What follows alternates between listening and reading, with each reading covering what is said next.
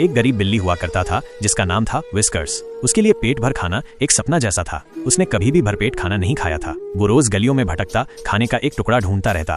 एक दिन उसके पास एक अमीर बिजनेसमैन खरगोश आया जिसका नाम था रेमी। रेमी ने विस्कर्स को 2 सेब दिए और कहा, इन दोनों सेबों में से एक तुम खा सकते हो, लेकिन दूसरा अगर नहीं खाओगे तो मैं तुम्हारा दोस्त बन जाऊंगा और तुम्हारी जिंदगी बदल दूंगा। विस्कर्स सोच में पड़ गया, क्या करे, कौन सा फैसला सही होगा। जैसे ही रेमी वहां से जाने लगा, विस्कर्स ने उसका हाथ पकड़ लिया और एक सेब ले लिया।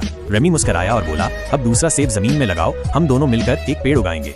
विस्कर्स और रेमी ने मिलकर वो सेब मिट्टी में लगाया और हर दिन उसमें पानी देने लगे। कुछ ही दिनों में वो पौधा बड़ा होकर एक सुंदर सेब का पेड़ बन गया। पेड़ पर खूब सारे लाल लाल सेब लग गए और फिर एक दिन वे सेब पेड़ से टपकने लगे जैसे बारिश हो रही हो। ये देखकर विस्कर्स खुशी से पागलों की तरह उछलने लगा। उसकी आंखों में चमक थी। उसने कभी इतने सेब एक साथ नहीं देखे थे। पास खड़ा रेमी भी मुस्कुराते हुए उसे देख रहा था। रेमी की समझदारी और सलाह से उन्होंने उन सेबों को बेचकर जो पैसे कमाए, उससे सड़क के किनारे एक छोटा सा खाने का स्टॉल शुरू किया। रेमी को विस्कर्स से सच्चा दोस्ती का प्यार था। वो कभी उसे अकेला नहीं छोड़ता।